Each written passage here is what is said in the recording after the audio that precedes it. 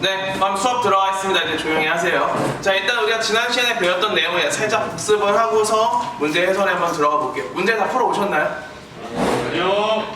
풀라고 했더니 이것들, 네. 하면은 뭐 어쩔 수 없는 거고. 자, 일단 지난 시간에 배운 내용을 한번 복습을 해볼게요. 자, 우리가 20번 문제를 접근하기 위해서 하나의 표를 채워 넣어야 한다고 했죠. 이 표를 여러분들이 빠르게 그려 넣으시고 빈칸에 채워 넣으셔야 되는데 일반적으로 위에는 부모 세대, 윗세대가 되겠고요. 왼쪽이 자녀 세대가 됩니다. 그 다음에 부모 세대든 자녀 세대든 계층은 무슨 층으로 구분돼요? 상중하. 네, 상중하. 상중하 써놓으시고 그 다음에 개입니다. 합계요, 합계.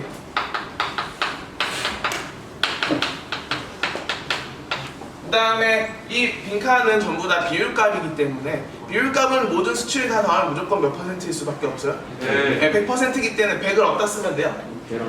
네, 맨 오른쪽 밑에 여기에 100은 기본적으로 넣고 여러분들이 접근을 하시면 되겠고요. 자, 그 다음에 일단 이 표가 가지는 의미를 복습을 하고서 그 다음에 문제를 한번 해설을 해볼게요. 자, 여기서 이 대각선 칸이 가지는 의미가 뭐였죠? 대각선 맞아요. 부모랑 자녀의 계층이 어때요? 같아요. 상에서 상, 중에서 중, 하에서 하로 동일하니까 뭐가 발생하지 않았다? 세대 간 이동이 발생하지 않았고 또 수직 이동. 수직 이동도 발생하지 않은 칸이었습니다. 좋아요. 그 다음에 위에 세 칸, 요 세 칸은 뭘 의미했죠? 세대 간 이동 일부. 세대 간 이동의 일부면서 또 상승. 맞아요. 수직 이동 중에 상승 이동이었습니다. 부모가 중이었는데 자녀가 상으로, 부모가 하였는데 자녀가 상으로, 하였는데 자녀가 중으로, 부모보다 자녀의 계층이 더 올라갔기 때문에 수직 이동 중에 상승 이동 칸이었고요. 그 다음에 밑에 세 칸은요? 세대 간 이동 일부. 네, 세대 간 이동의 일부면서 수직 이동 중에 하강 이동이었습니다. 부모가 상이었는데 자녀가 중으로, 상이었는데 하로, 중이었는데 하로, 부모보다 자녀의 계층이 더 내려갔기 때문에 수직 이동 중에 하강 이동을 의미한다고 말씀을 드렸었고요. 그 다음에 요 개에 해당하는 숫자, 이 세 칸은 뭐였죠? 이게 뭘 의미했어? 이 세 칸이? 부모 세대. 부모 세대? 자녀 세대. 네, 자녀 세대는 왼쪽에서 오른쪽을 읽으라고 했습니다. 자, 이게 뭐였어요? 맨 위에 칸. 25. 자녀 상. 아니 25를 묻는 게 아니라 이게 갖는 의미. 상층. 구조의 모양. 아니, 질문이랑 답이랑 완전 다 안 맞네. 자, 요 칸은 자녀 세대 상층의 총합을 의미한다고 했습니다. 요거는 중층의 자녀 세대 중층의 총합, 요거는 하층의 총합. 그렇기 때문에 이 세 칸을 종합해서 자녀 세대의 계층 구조 모양을 알 수 있다고 했고요. 그다음에 요거는요. 맞아요. 부모 세대 상층의 총합, 요거는 중층의 총합, 요거는 하층의 총합입니다. 그렇기 때문에 요 세 칸을 통해서 우리는 뭘 알 수 있어요? 부모 세대 계층. 부모 세대 아니지 부모 세대 맞네요. 부모 세대의 계층 구조 모양을 알 수 있다고 말씀을 드렸었습니다. 자, 그럼 한번 같이 살펴보시죠. 자, 20번 문제로 바로 넘어갈게요. 보니까 가나는 각국에서 부모와 자녀의 계층이 일치한 비율의 부모 세대와 자녀 세대의 계층별로 각각 나타내 놓으시는데 이 자녀 세대 계층 구성 비율이 상층 25, 중층 50, 하층 25랍니다. 자, 이 25, 50, 25 이제 어디다 써야 되는지 알겠죠? 어디다 쓰면 돼요? 네, 맨 오른쪽 여기가 25, 여기가 50, 여기가 25입니다. 좋아요. 자, 그 다음에 모든 부모의 자녀는 한 명씩이에요. 이건 20번 문제를 풀기 위한 기본 조건이라고 했죠. 숫자가 같아야지 계산을 바로 할 수 있습니다. 그래서 이건 그냥 당연히 있는 조건이라고 생각을 하시면 되고요. 그 다음에 부모 세대 상층에서 자녀 세대 하층으로 이동이 발생하지 않았대요. 이동이 발생하지 않았다는 것은 이동이 몇 퍼센트? 0%라는 거고요. 이 0을 여기서 1번부터 12번 칸이라고 했을 때 몇 번 칸에 집어넣으면 되죠? 7번 칸이. 맞습니다. 상에서 하니까 여기가 0이라고 했어요. 자, 그럼 이걸 정확하게 기억하고 계신지를 위해 내가 복습을 한번 더 해볼게요. 자, 부모 세대 중층에서 자녀 세대 상층으로 이동이 일어나지 않았다. 몇 번 칸이죠? 4번 칸. 중에서 상.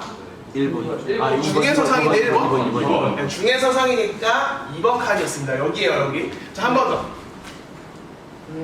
하에서 중. 6번.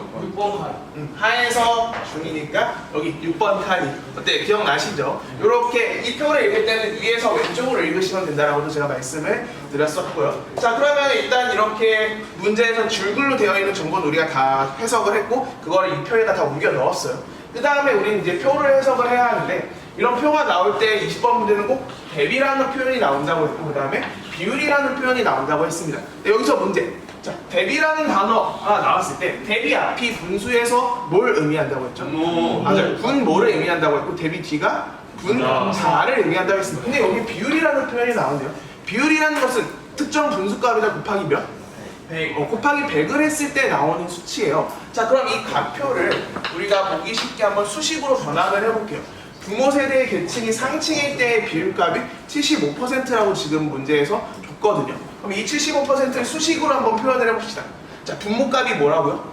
자, 값표에 보면 분모가 뭐예요? 대비 앞에 표현이니까 부모 세대 계층인데 75%일 때 부모의 계층은 뭐라고 나왔죠? 상층이라고 나왔으니까 자, 분모가 뭐예요? 분모가 부모 세대. 네, 부모 세대 상승. 상층. 자, 부모 세대가 상층일 때 자녀 세대도 무슨 계층이어야 서로 계층이 일치해요? 상층이어야 계층이 일치하니까 부모상, 자녀상. 제가 줄여서 상상이라고 적을게요. 자, 상상 곱하기 몇? 네. 100을 했더니 몇 %예요? 75. 75%가 나왔답니다. 자, 그럼 이 부모 상층에 해당하는 수치는 여기서 몇 번 칸이죠? 부모 상승이 부모 상층은 몇 번 칸이에요? 1. 1번? 9번 10번이요 10번. 이건 부모 세대 상층의 총합인데요. 10번. 네, 10번 칸입니다. 10번 칸이 일단 미지수고요. 자, 부모 세대 상층에서 자녀 세대 상층은 몇 번 칸? 1번. 네, 1번 칸이 1번 칸. 근데 미지수가 두 개니까 식이 하나니까 지금 값표를 가지고는 해석을 못 하겠네요. 그래서 제가 쿨하게 어디로 넘어가라고 했어요? 나표를 보면 된다고 했죠. 나표를 보니까 자녀 세대 계층 대비 부모와 자녀 계층이 일치하는 비율이래요. 자, 동일하게 대비와 비율이라는 표현이 나왔는데 좀 센스 있는 친구들은 이 가와 나에서 공통점을 아마 발견했을 겁니다. 공통점이 뭐예요? 상상 불가. 상상? 그거를 좀 더 수학적 표현을 바꾸면 뭐가 같다는 거예요? 분자. 맞습니다. 분자가 같다는 거예요. 분모만 바뀌었고 분자가 같으니까 여기서 우리가 계산을 해가지고 나머지 빈칸 미지수를 찾아가면 되겠구나라는 게 좀 감각적으로 오시죠. 자, 그러면 나표를 한번 수식으로 한번 바꿔볼게요. 자녀 세대가 상층일 때 비율이 60%라는데 이 60%를 수식으로 바꿔보세요. 자, 분모값이 뭐가 돼요? 자상. 그렇죠. 자녀 세대 상층 자상분의 자녀가 상층이면 부모도 무슨 층이야? 서로 계층이 일치해요. 그렇죠. 상. 그래서 부모상, 자녀상에서 상상. 여기다 곱하기 몇? 곱하기 100을 했더니 몇 %래요? 60%가 나왔는데 자, 자녀 세대 상층 이미 우리가 구했어요? 안 구했어요? 그래서요. 구했어요. 문제 이렇게 아예 나와 있단 말이에요. 그러면 자상을 여기다 몇이라고 쓰면 돼요? 25. 네, 25라고 쓰면은 자, 60 곱하기 25를 100으로 나눠주면은 상상값이 나오겠네요. 몇이죠? 15. 네, 15입니다. 15를 어디다 쓰면 된다고요? 1번 칸. 네, 1번 칸에다 쓰면 되겠네요. 자, 15를 구했으니까 이 15를 여기다 어디다 대입하면 돼요? 상상에다 그대로 대입을 해주면 되겠죠. 그러면 15 곱하기 100을 75로 나눠주면은 부모 상층의 총합이 나오겠네요. 자, 부모 상층은 몇 %? 이거는 네, 20%. 요 정도는 여러분들 암산하실 수 있잖아요. 그렇죠? 그럼 같은 방식으로 중증값과 부모 중층의 총합, 하하값과 부모 하층의 총합을 계산을 하면 되겠죠. 제가 지난 시간에 여기까지만 알려드리고 문제를 한번 풀어보라고 했습니다. 근데 안 푼 친구들이 좀 많다고 해서 사실 풀어왔어요. 여러분들께 되는데 좀 아쉽네요. 자, 아무튼 이어서 가볼게요. 자, 그러면은 자녀 세대 중층의 저 30%를 표현하는 수식을 여러분들 이제 한번 불러보시면 뭐 분해? 자녀 중층분해 네, 중중 곱하기 100을 했더니 몇 %야? 30%인데 자녀 중층이 몇 %예요? 50. 네, 50%라고 나와 있으니까 중중값은 몇이에요? 15. 됐습니다. 중중값은 15예요. 자, 그러면 여기다 바로 이어서 값표를 가지고 부모 중층의 총합을 구하면 되겠죠? 자, 식 불러보세요. 네, 부모 중층분의 중중값이 몇이라고요? 15였어요. 곱하기 100을 했더니 몇 %래요? 50%가 나왔답니다. 부중 몇이에요? 30. 네, 15 곱하기 100을 50으로 나누면 되니까 30입니다. 근데 제가 알려드렸었죠. 이 문제는요, 여러분들 수식으로 계산을 하셔도 되지만 여기에 무슨 원리가 숨어 있다고 했어요? 수도크의 원리가 숨어 있습니다. 그러니까 굳이 식을 안 세워도 이 줄의 합이 100이니 부모 하층의 총합은 몇이에요? 50. 네, 50이라는 걸 알 수 있고요. 그 다음에 요 줄의 합이 20이니까 상층에서 중층으로 이동한 값은 5%라는 걸 알 수 있고요. 그 다음에 유주례합이 50이니까 하에서 중층으로 이동한 값은 30. 네, 30이라는 걸 알 수 있는데 나머지 4칸은 우리가 정확하게 알 수가 없겠네요. 그럼 우리가 요 값을 구한 다음에 나머지 수도쿠를 채우면 되겠구나 라고 캐치하시면 되겠죠. 그럼 식을 하나만 더 세우면 되겠습니다. 자, 마지막 식 여러분들 말씀해보세요. 자상인가요? 아니요. 자하죠. 자하분의 하하. 근데 자녀 하층의 총합이 몇 %였어요? 25%였고요. 여기다 곱하기 100을 했더니 몇 %가 나왔어요? 80%가 나왔답니다. 그럼 하하는 몇인가요? 20. 그렇죠. 하하는 20이 되겠네요. 굳이 여기 세 번째 식을 구할 필요 없이 우리는 이미 부모세대 하층의 총합을 구해봤어요. 자, 그럼 나머지 수도쿠를 채워볼까요? 이주례합이 50이래요. 여기는 0이고요. 이주례합이 25니까 10이고요. 이주례합이 30이니까 5네. 좋습니다. 이렇게 구하면 이제 여러분들이 이 표를 해석해서 20번 보기를 판단을 하시면 됩니다. 자, 그럼 기억 보기를 볼게요. 세대 간 이동 비율이 50%래요. 자, 세대 간 이동은 뭘 의미했죠? 여기서 뭐랑 뭐를 더하면 됐어요? 이거 기억. 기억이랑 니은 좋습니다. 상승 이동과 하강 이동 칸, 세 칸에 더해도 되고요. 아니면 세대 간 이동이 이루어지지 않은 세 칸, 대각선 칸에 더한다면 이거를 100에서 빼도 되겠죠. 여기에 몇 %입니까? 50%. 네, 50% 맞아요. 그러니까 기억은 맞는 보기가 되겠고요. 자, 니은. 세대 간 하강 이동한 자녀보다 세대 간 상승 이동한 자녀가 더 많대요. 하강 이동 총 몇 %죠? 10%고요. 상승 이동은 40%입니다. 둘 중에 뭐가 더 많아요? 상승 이동한 자녀가 더 많으니까 니은도 맞는 보기예요. 그 다음에 디귿. 부모 세대보다 자녀 세대의 계층 구조에서 사회 통합의 필요성이 더 크대요. 자, 우리가 개 숫자들을 통해서 부모 세대와 자녀 세대의 계층 구조 모양을 알 수 있다고 했습니다. 자, 먼저 자녀 세대의 계층 구조 모양은 어떤 모양이죠? 피라미. 자녀 세대. 네. 상중하가 25, 50, 25니까 다이아몬드형 계층 구조고요. 그다음에 부모 세대는 20, 30, 50이니까 피라미드형 계층 구조입니다. 자, 이 둘 중에 더 안정적인 사회, 더 사회 통합이 잘 되고 있는 사회 계층 구조는 어떤 모양이죠? 다이아몬드형이에요. 왜 사회 통합이 더 잘 돼요?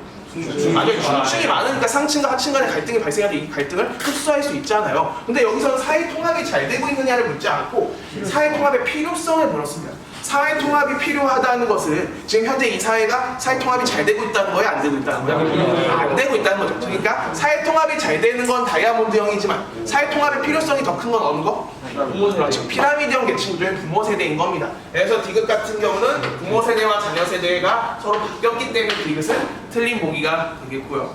자, 그다음에 마지막 릴. 부모 세대 하층에서 자녀 세대 상층으로의 세대 간 이동이 발생하지 않았대요. 하에서 상이면 몇 번 칸이었죠? 그렇죠. 3번 칸이었습니다. 여기 있죠. 여기니까 릴 없대요. 맞아요. 맞는 보기입니다. 그래서 정답 몇 번? 기억되는 릴 4번이 정답이 되는 문제였습니다. 네, 아마 이렇게 같이 풀면 쉬운데 혼자 풀면 조금 어려우셨을 거라 생각이 되지만 일단은 제가 여기까지 숙제를 내드렸고요. 가능하면 제가 위에 20번도 한번 풀어보라고 했어요. 근데 위에 20번은 푸는 방식이 달라서 아마 못 푸신 친구들이 많을 건데 잠깐 끊었다가 제가 바로 이어서 설명을 해보겠습니다. 네, 그럼 이어서 위에 20번 문제를 한번 풀어보죠.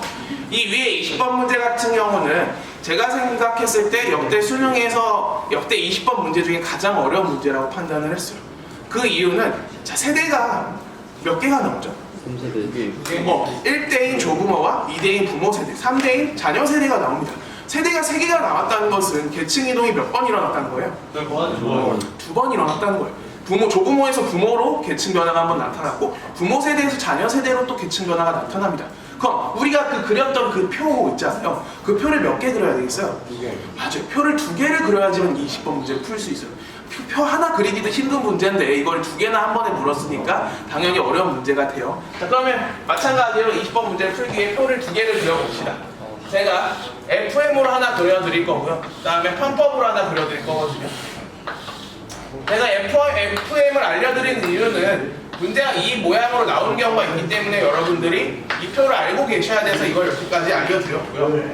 근데 이게 그리기가 좀 복잡하잖아요. 그래서 좀 이거를 단순한 표를 소개해드리면 가로줄과 세로줄을 그냥 4개씩만 그리면 돼요. 보세요.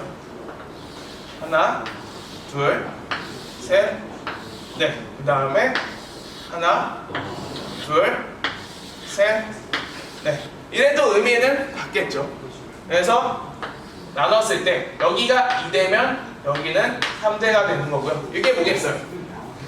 맞아요. 상층, 여기가 중층, 여기가 하층, 여기가 개가 되는 거예요. 상, 중, 하, 개. 간단하죠? 이렇게 하면 되죠. 이렇게 하면 좀 더 쉬운데요. 제가 이걸 먼저 안 알려드린 이유는 방금 말씀드린 것처럼 여러분들이 FM을 알아야지, 기준을 알아야지 편법도 적용을 할 수 있기 때문에 제가 처음에 이렇게 알려드렸어요. 그래서 이것도 기억을 해두시고요. 지금 누가 떠들죠? 수업은 안 들어도 되지만 듣는 친구들 방해는 안 하셔야 됩니다.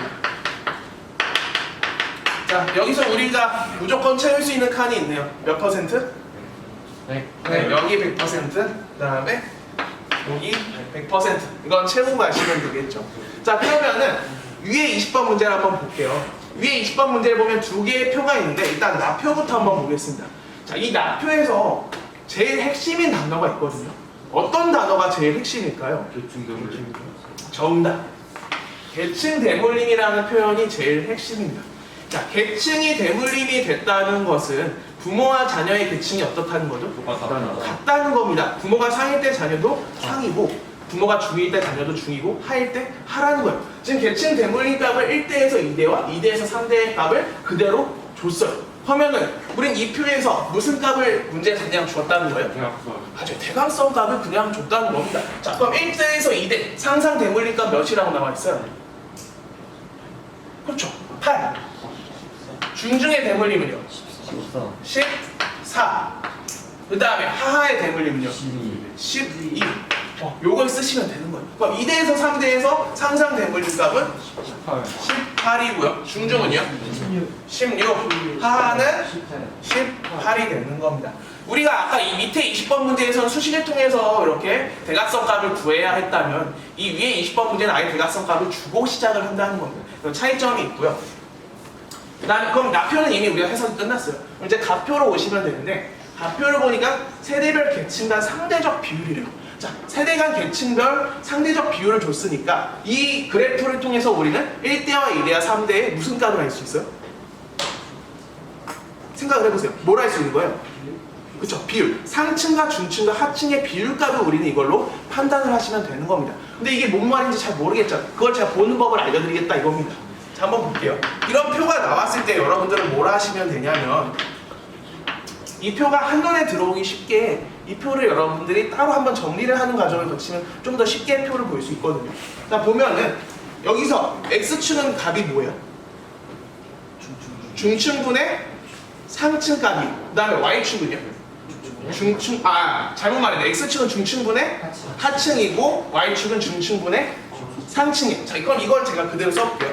중층분의 하층. 자, 1대에서 중층분의 하층 값은 1대점에서 어떻게 내려오면 돼요? 1대점에서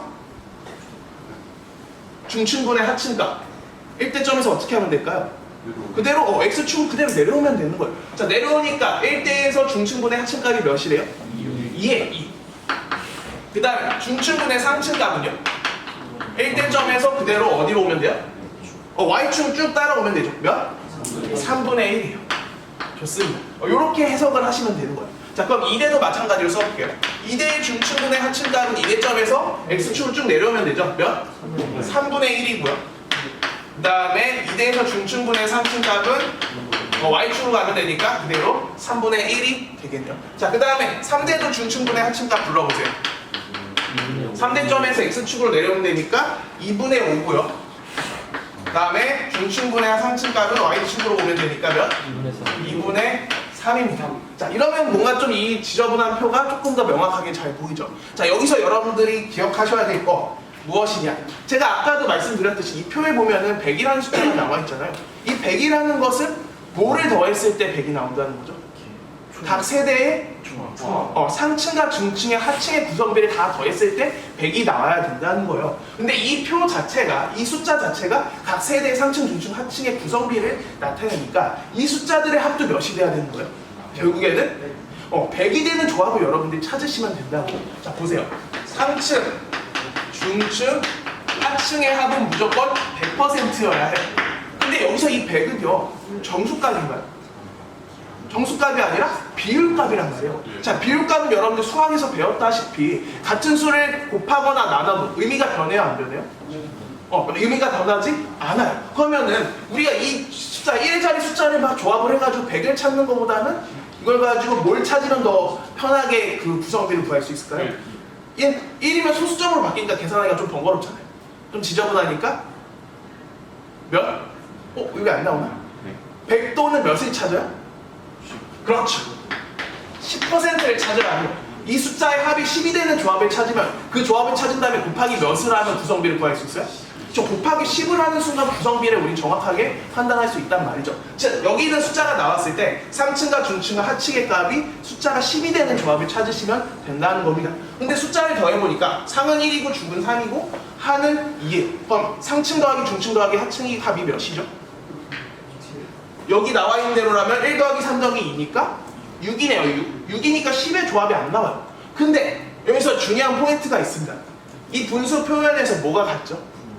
맞아요. 분모가 서로 같아요. 그럼 이 2를 오른쪽에 있는 분수와 분모를 맞춰준다면 이 2를 몇으로 변환할 수 있죠? 3분의 맞아요. 3분의 6으로 바꿀 수 있네요. 느낌 오셨나요? 지금 상이 몇이에요? 1. 중이 몇이에요? 3. 하가 몇이에요? 6. 1 더하기 3 더하기 6은 10이네요. 그럼 여기다 곱하기 몇 해주라고요? 11. 곱하기 10 해주라고요. 10, 30, 60. 자, 1대 계층구조 모양 어떤 모양입니까? 그렇지. 피라미드형 계층구조 모양이라는 걸 알 수 있는 겁니다. 어때요? 느낌 오셨나요? 이렇게 찾으시면 돼요. 상층, 중층, 하층의 값이 10이 되는 조합을 구하신다면 곱하기 10을 하셔도 되고요. 뭐 아까 말했던 것처럼 그 숫자 조합이 1이 되는 걸 찾아서 곱하기 100을 해도 되는데 그거는 이제 소수점이니까 계산하기 복잡하니까 저는 개인적으로 10을 추천드립니다. 자, 그 다음에 여기 이대를 보면요. 상이 1이고 중이 3이고 하가 1이에요. 1 더하기 3 더하기 1은 몇이죠? 5밖에 안 돼요. 그럼 여기다 곱하기 몇을 해주면 10이 되죠? 2. 곱하기 2를 해주면 10이 되니까 분모와 분자에 곱하기 2를 다 해주는 거예요. 그럼 여기는 6분의 2가 되고요. 여기도 곱하기 2를 해주니까 몇이 돼요? 6분의 2가 되죠. 그럼 상중합값이 어떻게 돼요? 2, 6, 2. 그러면 몇십? 20, 60, 20이 되네요. 자, 2대의 계층구조 모양은 무슨 모양? 맞아요. 다이아몬드형 계층구조 모양이 된다는 걸 알 수 있습니다. 자, 그 다음에 3대 같은 경우는 상중합값이 어때요? 애초에 상중합값이 애초에 3 더하기 2 더하기 5니까 애초에 10이니까 여기다 그냥 곱하기 몇만 해줘라? 10만 해줘라. 30, 20, 50입니다. 이거 계층구조 모양 안 배웠는데 왠지 모양을 알 것 같지 않나요? 이거 무슨 모양? 맞습니다. 이 모양은 모래시계형 계층구조라고 해요. 모래시계형 계층구조. 자, 나온 김에 제가 한번 설명을 드려볼게요. 우리가 배우는 계층구조 모양은 피라미드형이 있고요. 그 다음에 다이아몬드형 계층구조가 있습니다. 그 다음에 지금 나온 것처럼 모래시계형 계층구조가 있고요. 하나 더 타원형 계층구조가 있어요. 제가 명칭을 써드릴게요. 모래시계형 그리고 타원형. 근데 제가 이걸 수업 때 안 다뤘던 이유는 사실 우리 수능 수준을 벗어나기 때문이에요. 사실 대학교 수준의 계층구조 모양이라 우리 수능에서 굳이 낼 필요가 없는데 이 개념을 녹여놓긴 했거든요. 사실 이 개념을 몰라도 이 문제를 푼 데는 아무 지장이 없습니다. 하지만 나왔기 때문에 제가 언급은 드려볼게요. 이 모래시계형 계층구조와 타원형 계층구조는 실제로 실존하는 계층구조 모양이 아니고요. 정보화와 세계화가 이 세상에 긍정적으로 전망을 끼쳤을 때, 영향을 끼쳤을 때 나타나거나 혹은 이 정보화와 세계화가 뭔가 이 세상에 좀 부정적으로 영향을 끼쳤을 때, 이 정보화 세계화를 뭔가 부정적으로 바라봤을 때 나타나는 계층구조라고 예상하는 계층구조 모양입니다. 자, 정보화랑 세계화가 이 세상에 긍정적으로 영향을 미치면 이 세상에 뭐가 사라지게 될까요? 사람들의 정보의 접근 기회의 평등이 보장이 되면서 많은 사람들이 다양한 일을 동시에 동일하게 일을 수행할 수 있게 돼요. 그러면서 자연스럽게 뭐가 사라지게 돼요? 불평등이 사라지는 거예요. 즉 빈부격차가 사라지는 거예요. 지금 피라미드와 다이아몬드 중에 빈부격차가 더 약한 계층구조는 어떤 계층구조예요? 다이아몬드형 계층구조거든요. 근데 이 다이아몬드형보다 타원형은 어떻죠? 뭐가 더 많아졌어요? 중층이 훨씬 더 많아졌어요. 즉 빈부격차, 사회 불평등이 훨씬 더 완화된 계층 구조예요. 정보화, 세계화가 이 세상에 긍정적으로 영향을 미치면은 사회 빈부격차가 더 많이 줄어들면서 이 세상이 더 평등해질 것이다라고 전망을 하면서 나타난다고 생각하는 계층 구조 뭐야? 그게 바로 타원형이고요. 근데 이 정보화, 세계화가 오히려 뭘 심화시키면? 기존의 빈부격차를 더 심화시키면 무슨 층이 줄어들게 돼요?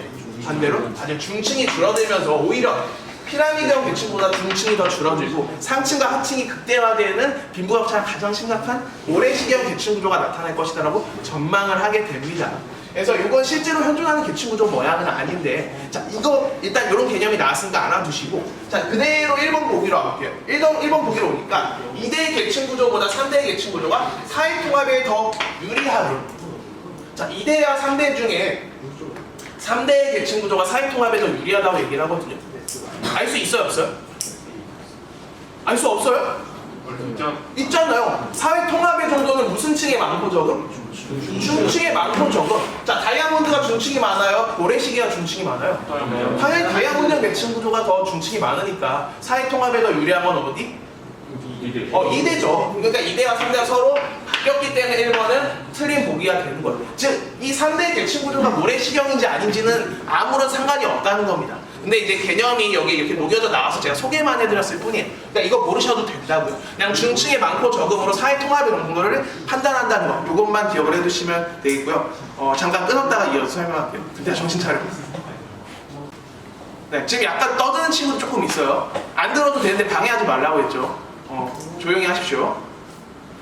자, 그럼 이어서 나머지 보기들 한번 살펴볼 건데, 자, 우리가 여기 있는 표를 통해서 1대와 2대와 3대 상중합값을 다 구했어요. 그럼 여러분들 여기에다 숫자 몇 쓰면 돼요? 10.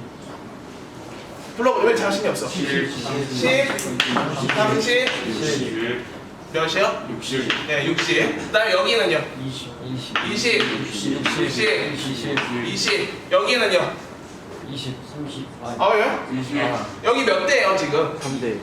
2대. 자, 아까는 2대가 이쪽이었지만 지금 2대가 부모 세대가 되니까 여기잖아요. 여기 하면 20.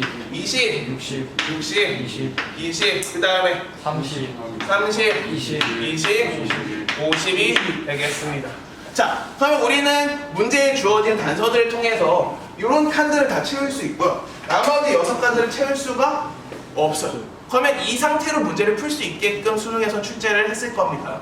그러니까 밑에 20번 문제는 나머지 빈칸을 다 채울 수 있는 유형이었다면 요 위에 20번 문제는 이렇게 상층 이동과 하강 이동의 값을 여러분들이 추론을 하면서 문제를 풀어야 하는 유형인 거예요.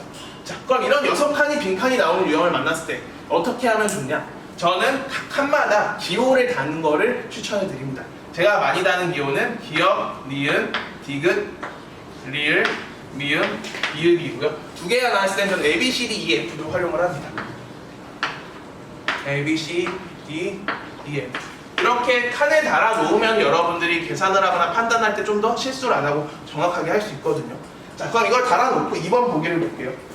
1대에서 2대로의 세대간 이동의 경우 하강 이동이 상승 이동보다 많답니다. 2번 보기를 보니까 1대에서 2대의 경우 하강 이동이 상승 이동보다 많대요. 여기서 상승 이동은 뭐죠? 뭐 더하기 뭐예요?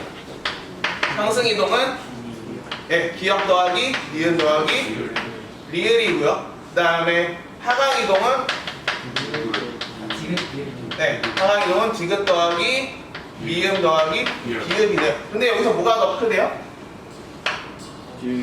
하강 이동이 더 크다라고 지금 문제를 줬어요. 근데 우리는 각각의 값을 알 수 없잖아요. 그럼 여러분들 이거를 근데 기역, 니은, 디귿, 리을, 미음, 비읍의 각각의 수치는 정확하게 알 수 없지만 우리가 정확하게 알 수 있는 수치들이 있어요. 뭘 알 수 있죠? 미음.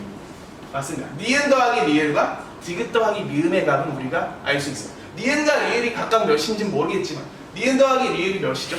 2줄에 합이 60이니까 니은 더하기 리을이 최소한 48이라는 것만은 우리가 정확하게 알 수 있겠네요. 마찬가지로 디귿과 니은이 몇인지는 모르지만 디귿 더하기 미음이 몇이라는 건 알 수 있어요? 2요. 네, 디귿 더하기 미음이 2라는 사실만큼은 우리가 정확하게 알 수 있네요. 근데 여기서 보니까 이번 명제가 뭐라고 나와 있냐면 하강 이동이 상승 이동보다 많대요. 자, 이 명제의 진위 여부를 우리가 판단하기 위해서 만약에 이 하강 이동의 값이 최대값을 갖는다면 근데 이 최대값을 갖는 하강 이동의 값이 상승 이동보다 작은 값이라면 2번은 맞는 보기예요, 틀린 보기예요? 틀린 목소리. 2번은 당연히 틀린 보기죠. 하강 이동이 더 많다고 했는데 하강 이동의 최대값이 상승 이동의 최소값보다 작다면 당연히 2번 보기 틀린 보기가 될 수밖에 없겠죠. 그럼 이 하강 이동이 최대값이 되기 위해서 기억을 몇으로 가정을 하면 될까요? 맞아요. 기억을 0으로 가정을 해보는 거예요. 우린 기억의 값을 정확하게 모르겠지만 기억을 0으로 가정을 해봤어요. 그러면 여기서 비읍은 몇이 되죠? 2줄의 합이 30이 되니까 비읍이 16 몇? 그렇죠. 16이 되는 겁니다. 그럼 하강 이동의 최대값은 몇이에요? 18이고 상승 이동의 최소값은 48입니다. 자, 하강 이동이 더 커요? 아니요. 아니죠. 상승 이동이 더 크잖아요. 그러니까 2번은 맞는 보기, 틀린 보기? 2번은 틀린 보기가 된다는 겁니다. 근데 2대 하가 있잖아요. 2대 하의 개가 20인데 16이 돼요. 안 되죠, 당연히. 16이 안 되는데 제가 이거를 성립하기 위해서, 그러니까 이거는 제가 가정을 한 거고요. 최대값은 그냥 8 아니에요? 어차피 안 돼요. 아, 물론 그거 수학적으로 하면 이제 그렇게 되는 건데, 서진이가 지금 어떤 표현을 했냐면은 2줄의 합이 20이니까 사실상 비읍의 최대값은 8이 돼야 되는 거 아니야? 라고 말했어요. 물론 그게 맞는 건데 제가 그냥 극단적으로 더 예시를 들어가지고 2줄의 합이 0이 됐을 때 가정할 수 있는 그 값을 가지고 제가 설명을 한 거였거든요. 근데 이제 서진이 말을 들자면 사실은 이 값은 제가 16이라 가정을 했죠. 16이 돼 있었고 원래는 8이 최대값이 되는 게 맞긴 맞아요. 근데 제가 더 강조하기 위해서 이걸 0으로 놓고 최대값을 가장 가질 수 있는 최대 수치라고 놔도 작다라고 이렇게 표현을 한 겁니다. 무슨 말인지는 이해가 되셨죠? 네. 그 다음에 3번 보기를 보면요. 2대에서 3대를 세대간 이동의 경우 상승 이동이 하강 이동보다 많다랍니다. 자, 그러면 이번에는 이 표를 보면 되는 거고요. 3번 보기도 마찬가지 이렇게 ABCD를 더해가지고 가정을 해서 문제를 풀면 되는데 사실 이 3번 보기 같은 경우는 굳이 가정을 하지 않아도 4번 보기랑 이어지면서 이 ABCD, 이 F 값을 구할 수 있게끔 문제가 줬어요. 보실래요? 자, 4번 보기를 보니까 2대에서 3대를 세대간 이동의 경우 상층에서 하층으로의 이동과 하층에서 상층으로의 이동이 모두 나타나지 않았다라고 표현을 했거든요. 자, 그럼 여기서 몇 번 칸이랑 몇 번 칸, 몇 번 칸이랑 몇 번 칸이 이동이 발생하지 않았다는 거죠. 3번 출근. 네, 여기서 알파벳을 달았으니까 B랑 E가 0이에요. 이걸 계산할 수 있을까요? 6칸이나 빈칸이 되어 있는데 어떻게 4번 보기는 이걸 판단하라고 이걸 명제로 4번 보기를 줬을까요? 당연히 판단할 수 있으니까 이 명제를 넣어놨겠죠. 자, 이걸 계산할 수 있는 방법을 제가 소개해 드릴게요. 자, 보시면요. 3번이랑 4번을 같이 해설을 할 건데 자, 보면은 마찬가지 2줄의 합이 몇이죠? 2줄의 합이 20이니까 C 더하기 2가 몇이에요? 2가 될 수 있고요. 그 다음에 2줄의 합도 20이니까 2 더하기 D도 몇이에요? 2가 됩니다. 그럼 여기서 2줄의 합도 20이니까 C 더하기 D는 몇이죠? C 더하기 D는 4예요. 좀 수학 잘하는 친구들 느낌이 오지 않나요? 자, 이거 뭐예요? 3차 연립 방정식. 3차 연립 방정식. 네. 근데 이게 수학이 아니란 말이에요. 이거 수학 문제 아니잖아요. 지금 우리 무슨 과목 배우고 있어요? 우리 3은 배우니까 수학 몰라도 풀 수 있게끔 나와요. 자, 보세요. 2줄의 합이 20이고 2줄의 합이 20인데 2줄의 합도 20이 돼야 된대요. 그럼 여기서 이 세 가지 조합을 동시에 충족시킬 수 있는 C와 D는 각각 몇이 돼야겠어요? 2. 맞아요. 얘네가 각각 2가 돼야 돼요. 만약에 C랑 2가 C가 2가 아니라 한번 1이라고 가정을 해볼게요. 그럼 2가 몇이 되죠? 1. 2는 1이 돼요. 그러면 2줄의 합이 20이 충족이 됐죠? 근데 2줄의 합이 20이 될 수 있어요? 없어요? 없어요. 2줄의 합이 20이 될 수 없어요. 2줄의 합은 최대가 19밖에 안 되네요. 그러니까 여기서 C는 뭐가 될 수밖에 없고 2가 될 수밖에 없고 2가 0이 될 수밖에 없어요. 마찬가지로 D도 2고 D가 0이 돼야지만 2줄의 합이 20이면서 2줄의 합이 20이면서 2줄의 합이 20인 이 조건을 모두 충족시킨다는 겁니다. 그러니까 사실 6칸이 빈칸이니까 채울 수 없게끔 나온 것처럼 보였지만 여기에는 이렇게 3차 연립방정식의 원리가 숨어있기 때문에 이 빈칸을 모두 채울 수 있는 문제였다는 거죠. 상당히 어렵죠. 그래서 이 문제가 제일 어려웠어요. 자, 그러면 나머지 수도프로 채우면 되니까 2줄의 합이 50이니까 여기 몇?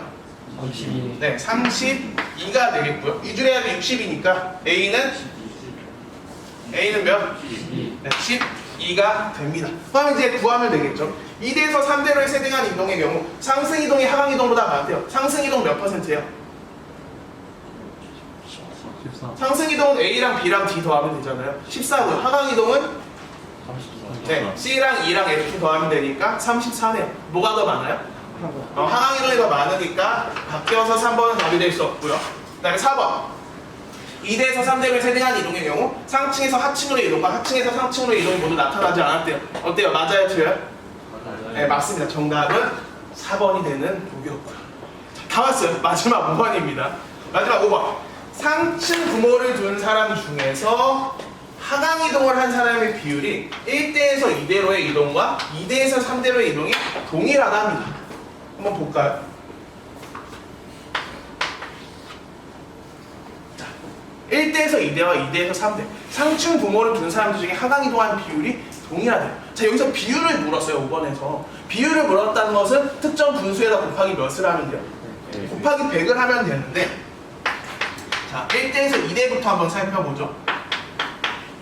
자, 상층 부모를 둔 사람들 중에 하강 이동을 한 값이래요. 자, 1대에서 2대의 그래프에서 하강 이동은 총 몇 %죠? 우리가 정확하게 알 수 없어요. 이 옆에 표랑 다르게. 근데 여기서 물은 거는 하강 이동 값을 물은 게 아니에요. 어떤 부모를 둔 사람들 중에? 상층 부모. 맞아요. 상층 부모를 둔 사람들 중에 하강 이동한 값을 물었어요. 그럼 우리는 그 숫자는 정확하게 알 수 있거든요. 몇이죠? 2. 맞아요. 디귿 더하기 미음이니까 2가 미음. 디귿과 미음이 각각 몇인지는 모르겠지만 이 상층 부모를 둔 사람들 중에 하강 이동한 값은 2라는 걸 알 수 있어요. 여기는 부모가 무슨 층이니까? 비읍은 부모가 중층이니까 이 보기 5번에서 묻는 숫자와 관련이 없다는 겁니다. 자, 그러면은 상층 부모를 둔 사람들 중에 하강 이동한 값이래요. 그럼 여기서 분모 값은 뭘까요? 상층 부모를 둔 사람들 중에서 하강 이동이래요. 20. 그러면은 여기서 분모 값. 10. 아, 분모가 뭐예요? 10. 20? 10. 10? 아니 표현을 말해주세요. 숫자를 말해주세요. 아, 그렇죠. 부모가 상층인 사람이 분모값이 되는 거예요. 부모 상층 총 몇 %돼요? 10. 10%. 10% 중에 상층 부모 중에서 하강 이동한 사람 몇 %? 2. 맞죠? 디귿 더하기 미음 2%. 여기다 곱하기 100. 이러면 이제 상층 부모를 둔 사람들 중에 하강에 이동한 사람들의 비율값이 되는 겁니다. 이해되셨나요? 네. 자, 그럼 마찬가지로 2대에서 3대로 이동의 경우에 자, 마찬가지로 상층 부모를 둔 사람 중에 하강 이동을 한 값이래요. 그럼 여기서 분모값은 뭐예요? 20. 맞아요. 20. 상층 부모니까 20입니다. 20분에 여기서 나의 숫자가 구해져 있네요. 하강 이동한 값은 2. C 더하기 2니까 2네요. 곱하기 네. 100. 자, 애초에 식이 다른데 5번에 이 두 개가 비율이 같겠어요? 당연히 다르겠죠. 그래서 정답 5번은 답이 될 수 없는 겁니다. 그래서 4번이 정답이 되는 문제였어요. 어때요? 많이 어려우신가요? 네, 알고 있어요. 굉장히 어려운 건 저도 알고 있는데 제가 미리 공지해 드리자면 중간고사에 이 도표 문제 제가 5문제를 낼 겁니다. 와. 물론 이 유형을 5개를 내겠다는 건 아니고 앞으로 이제 계속 도표 유형이 여러 가지가 나와요. 여러 파트에서 도표 문제를 계속 내거든요. 근데 우리가 수능에 30분의 도표 문제가 3문제가 나오기 때문에 제가 여러분들 훈련시켜드리기 위해 우리가 중간고사에서 3은 시험 시간이 50분이잖아요. 그래서 제가 10분에 한 문제씩 해가지고 5문제를 낼 예정이에요. 근데 여러분 아시잖아요. 제가 터무니없이 엄청 쉬운 문제도 같이 섞어서 내는 거. 그러니까 제가 난이도는 밸런스는 조절하니까 걱정은 안 하셔도 되고요. 이렇게 연습을 해가지고 여러분들이 사회문화 도표 문제를 공부를 하셨으면 좋겠어요. 솔직히 사회문화 도표 문제 어려운 거 저도 잘 알고 있고 이것 때문에 여러분들 많은 친구들이 사회문화를 선택을 안 하고 포기하는 친구들이 늘어납니다. 근데 이 도표 문제의 문턱을 넘는 순간 여러분들 사회문화에서 1, 2등급을 보장받을 수 있어요. 왜? 많은 친구들이 여기서 다 좌절하고 포기를 하니까 이거 조금만 연습하면 되거든요. 3학년에 공부 잘하는 친구들 포기 안 하고 방학 때 투자해가지고 다 마스터해서 온단 말이에요. 그럼 여러분들도 그만큼 노력하면 당연히 원하는 등급 받을 수 있게 되어 있어요. 상호는 진짜 나오는 게 뻔하단 말이에요. 뭐가 나올지 정말 이 방대한 범위에서 뭐가 나올지 모르는 과목들이랑 달라요. 사회문화 항상 뻔한 내용이 나오니까 정해진 내용이 나오니까 그냥 공부만 열심히 하면 원하는 등급을 받을 수 있어요. 그러니까 포기하지 않고 좀 열심히 공부하시기를 저는 권해드리겠습니다. 오늘 수업 듣느라 수고 많으셨습니다. 여기까지. 네, 수고하셨습니다.